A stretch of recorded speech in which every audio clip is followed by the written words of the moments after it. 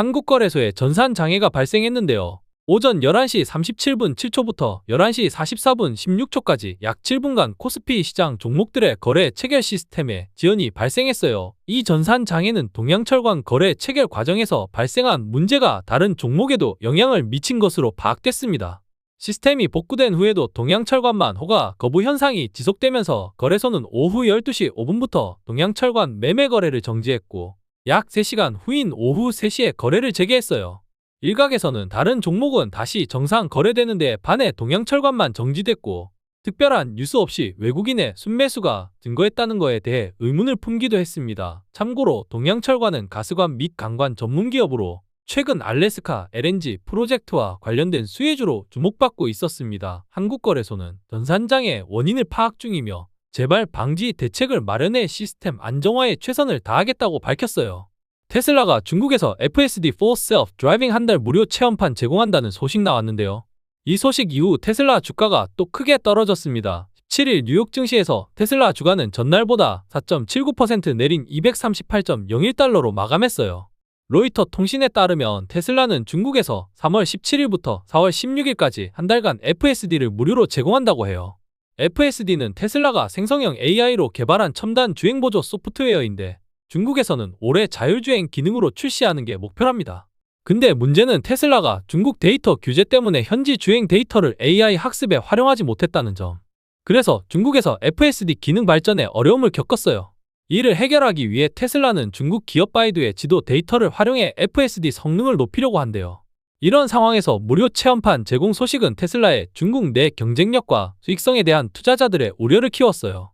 야후 파이낸스는 중국에서 테슬라의 무료 FSD 제공은 현지 라이벌과의 경쟁이 쉽지 않을 수 있음을 보여준다고 분석했네요. OECD가 한국의 올해 경제성장률 전망치를 2.1%에서 2.5%로 석 달 만에 0.6%나 끌어내렸습니다. 미국발 관세전쟁에 직접 타격을 받는 멕시코와 캐나다를 제외하면 G20 국가 중 하락폭이 가장 큰데요. 이는 한국 경제가 다른 주요국보다 트럼프의 무역 장벽 확대 정책에 더 취약할 수 있다는 우려가 반영된 것으로 보입니다. OECD는 한국의 성장세는 유지되겠지만 기존 예상보다는 완만해질 것이라고 전망했는데요. 이 수치는 한국은행이 지난달 발표한 1.5%와 일치하지만 IMF, 정부, KDI의 전망치보다는 낮은 수준입니다. 한국은행은 트럼프의 관세 정책이 미국과 다른 국가들에 대한 한국의 수출을 감소시키고 무역 환경의 불확실성 속에서 투자 심리를 약화시킬 것으로 예상했습니다. 12.3 비상계엄 사태와 탄핵 정국 등 한국의 불안정한 정치 상황도 경제 전망의 악재로 작용했을 가능성이 있습니다. 결국 한국 경제는 대외 불확실성과 내부 정치 불안으로 인해 더 큰 도전에 직면하게 되었습니다. D램 가격이 7개월 만에 반등하며 상승세로 돌아섰어요. 한국 반도체 주력인 D램 가격은 중국의 저가 공세로 지난해 하반기부터 하락세였는데 지난달 중국의 딥시크 등장 이후 글로벌 AI 경쟁이 격화되면서 서버용 D램 수요가 늘고 있습니다. D램 익스체인지에 따르면 17일 기준 DDR5 제품의 평균 현물 가격은 5.08달러로 한 달 만에 6.4% 상승했네요. 고성능 D램인 DDR5는 데이터 센터 서버나 최고급 PC에 들어가는데 현물 가격은 반도체 선행 지표로 여겨진답니다. 당초 하반기에나 메모리 반도체 시장이 살아날 것이라는 전망이 많았지만 최근엔 2분기로 앞당겨질 수 있다는 기대감이 나오고 있어요. 박강호 대신증권 연구원은 올해 1분기를 반도체 업황의 저점으로 판단한다며 2분기 삼성전자와 SK하이닉스 실적이 개선될 것이라고 했습니다. 지난해 하반기 메모리 가격 하락은 중국발 공급 과잉이 주요 원인이었는데요. 중국 메모리 업체들이 덤핑 수준으로 구형 D램을 자국 시장에 쏟아냈거든요. 특히 D램이 반도체 매출의 60% 이상인 삼성전자의 타격이 컸습니다. 딥시크 쇼크는 한국 반도체에 호재로 작용했어요.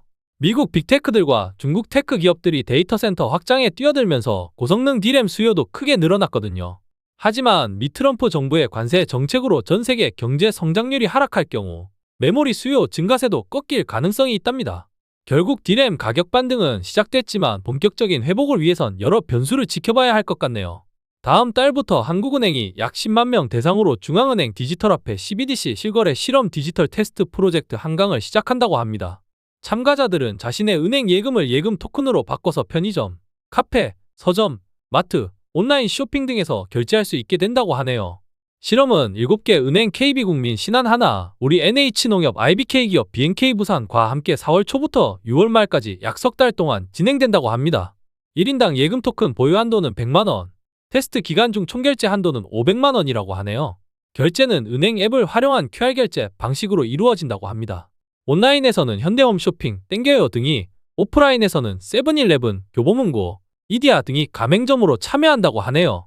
하는 관계자는 예금 토큰 결제로 가맹점은 대금을 실시간 정산받을 수 있고 중개 기관이 최소화되면서 수수료도 낮출 수 있을 것이라고 기대감을 표현했습니다. 이재용 회장이 9년 만에 열린 임원 세미나에서 위기에 강하고 역전에 능하며 승부에 독한 삼성인이라는 문구가 새겨진 크리스털 펜을 임원들에게 줬다네요. 이날 이 회장은 영상 메시지로 삼성전자 각 사업부를 직접 언급하며 질책했다고 해요. 메모리 사업부는 자만에 빠져 AI 시대에 대처 못했고 파운드리는 기술력 부족으로 가동률이 저조하며 DX 부문은 제품 품질이 안 좋다고 지적했답니다. 게다가 전 분야에서 기술 경쟁력이 훼손됐다. 과감한 혁신이나 도전은 없고 현상 유지에만 급급하다. 삼성 고유의 회복력이 안 보인다고도 했어요. 실제로 삼성은 스마트폰은 중국에, 반도체는 미국, 대만에, HBM은 SK 하이닉스에 밀리고 있는데요. 예전처럼 무모한 도전 정신, 될 때까지 끝까지 하는 근성, 승리에 대한 열망이 사라졌다는 거죠. 결국 독한 삼성인은 임직원들의 근성과 투지에 불을 지피려는 거예요. 지옥 같은 글로벌 경쟁에서 살아남으려면 더 독해져야 한다는 메시지를 전한 것이랍니다. 어제 이더리움 현물 ETF에서 총 728.92만 달러가 순유출됐어요. 이게 무려 9일 연속 순유출 행진이라고 합니다. 그레이스케일의 이더리움 트러스트 ETF에서만 728.92만 달러가 빠져나갔는데요. ETH의 역사적 누적 순유출액은 현재 41.81억 달러에 달한다고 해요. 현재 이더리움 현물 ETF의 총 순자산 가치는 67.68억 달러로 이더리움 전체 시가총액의 2.9%를 차지하고 있고 역사적 누적 순유입액은 25.13억 달러라고 합니다. 한편 스탠다드 차타드는 이더리움의 2025년 가격 전망을 기존 1만 달러에서 4천 달러로 크게 하향 조정했어요. 이는 레이어의 솔루션이 이더리움 가치에 미치는 영향이 커지고 있기 때문이라고 해요. 결론적으로 이더리움 ETF는 계속해서 자금이 빠져나가는 추세를 보이고 있고 주요 금융기관도 이더리움의 가격 전망을 하향 조정하고 있네요.